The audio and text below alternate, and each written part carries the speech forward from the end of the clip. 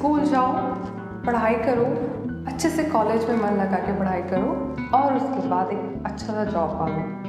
अगर इतना कर लिया ना तो आपकी लाइफ सेट।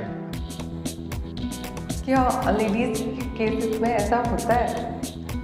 एक्चुअली ऐसा नहीं होता, क्योंकि जॉब कर पाना बहुत सारी लेडीज़ के लिए पॉसिबल नहीं हो पाता।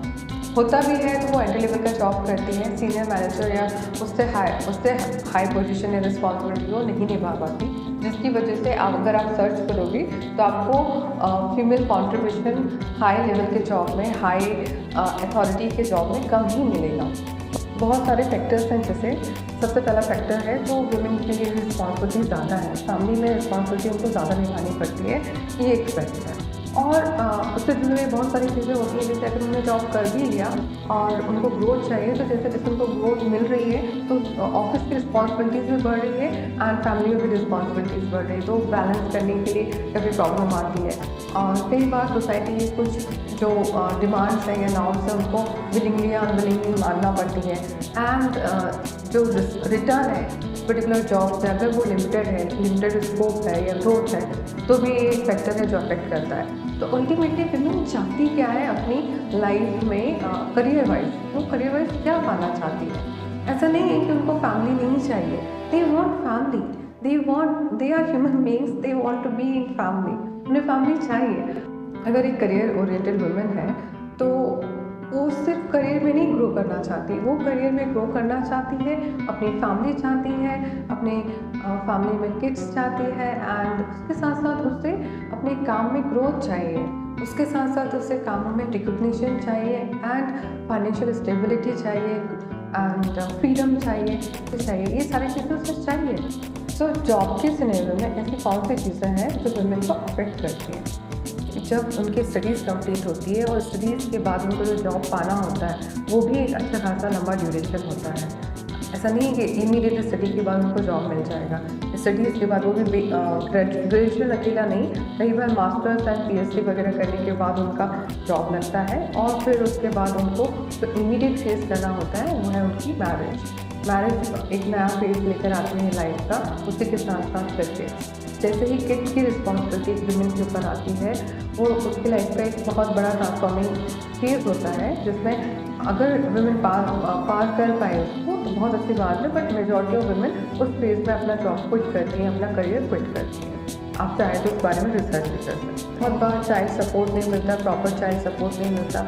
अगर आप मेट्रोज़ के अलावा बी टाउन सिटीज़ में रह रहे हैं तो वहाँ पे जो चाइल्ड की अपब्रिंगिंग है, मे भी अगर वो 5-6 ईयर का भी हो गया है तो भी अगर चाइल्ड की अपब्रिंगिंग है तो वो भी ग्रैंड पेरेंट्स या इन लॉज के ऊपर डिपेंड करती है फैमिली पे। और अगर वो एनवायरनमेंट सूटेबल नहीं है, फेवरेबल नहीं है, तो मोस्ट ऑफ द टाइम उनको जॉब क्विट करना पड़ता है।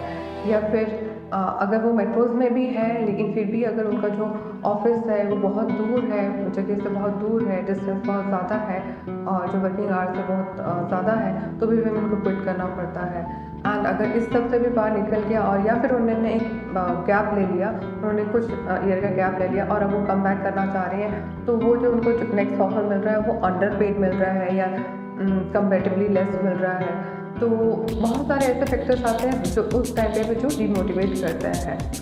तो वो एंटायरली समझ ही नहीं पाती कि जिन्होंने इतने साल स्किल एक्वायर की थी उसका यूटिलाइज हम क्या कर पाए।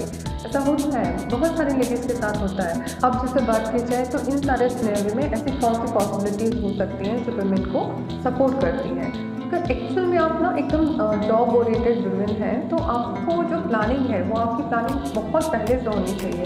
जैसे कि आपको करियर का क्या चॉइस करना है, क्या सब्जेक्ट चूज़ करना है, और अगर उसके बाद आपको सर्विस में कितने नंबर ऑफ़ ईयर्स देने हैं, कितने नंबर ऑफ़ ईयर के बाद आप ऐसे पोजीशन पहुंच जाओगे कि अगर आपने एक ब्रेक लिया या गैप लिया तो आप वापस उसके बाद भी आप कम बैक कर सकते हो। मे बी आपकी एजुकेशन के बाद एंड करियर में एंटर होने के बाद आपका जो डेडिकेशन चाहिए वर्क के लिए वो कितने नंबर ऑफ ईयर के लिए होना चाहिए, वो सारा कुछ आप प्रॉपर्ली प्लान करो। जब अगर आप ये प्रॉपर्ली प्लान कर रहे होगे तो कंपेरेटिवली सिचुएशन लेस मिजरेबल होगी।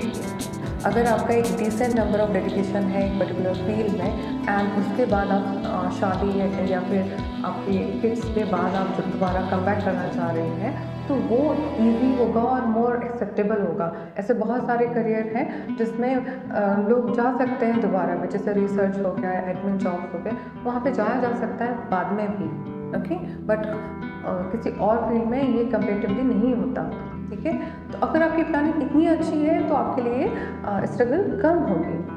और अगर ऐसा नहीं है तो आपको उन ऑप्शंस के बारे में सोचना चाहिए जो आज की डेट में बहुत ही ज़्यादा वायबल हैं, जिसमें से मैं सजेस्ट करूँगी कुछ ऐसे फील्ड्स को मैं सजेस्ट कर सकती हूँ, जैसे कोच, कंसल्टेंसी, या फिर आप एक सेल्फ एम्प्लॉयमेंट में जा सकते हो, या फिर अपने खुद का एक स्मॉल बिजनेस स्टार्ट कर सकते हो। जब भी आप ऐसे कुछ काम कर रहे हैं जिसमें आप खुद लीड कर रहे हैं एंटायर थिंग्स को, तो आपके लिए एक बहुत ही अच्छा फ्रेमवर्क मिलता है जिसमें आपको टाइम की फ्लेक्सिबिलिटी मिलती है, आप अपने पेस में काम कर सकते हो, आप अपने चॉइस की चीज़ें कर सकते हो। डेफिनेटली वहाँ पे रिस्क होता है, लेकिन जब हम इस स्टडी से लेके जॉब आने तक जो नंबर ऑफ ईयर्स देते हैं, आई एम श्योर अगर आज किसी भी फील्ड में 5 to 6 ईयर का इन्वेस्टमेंट किया जाए as an research development and skill development जैसी चीज़ों के ऊपर, तो वो फील्ड में ग्रो होने की पॉसिबिलिटी बहुत ही ज़्यादा हाई होती है। लेकिन क्योंकि हम एक ऐसे एनवायरनमेंट में हैं जहाँ पे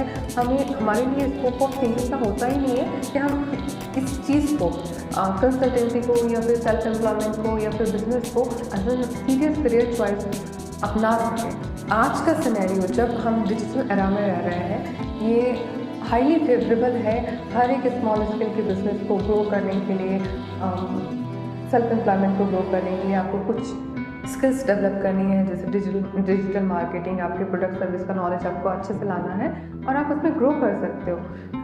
business as a career choice आज के टाइम पे मैं विमेन को हाईली रिकमेंड करूँगी, क्योंकि ये सिर्फ आप सेक ऑफ डूइंग नहीं कर रहे होगे, क्योंकि इसमें जो आपका नेचर ऑफ, इसमें आप वो सब पा सकोगे जिसमें जो आप सोच रहे थे कि आप सर्विस में पा सकते थे। इसमें आप अपना रिकग्निशन पा सकते हैं, जो फाइनेंशियल इंडिपेंडेंसी है वो पा सकते हैं, एंड फाइनेंशियल फ्रीडम भी पा सकते हैं टाइम के साथ।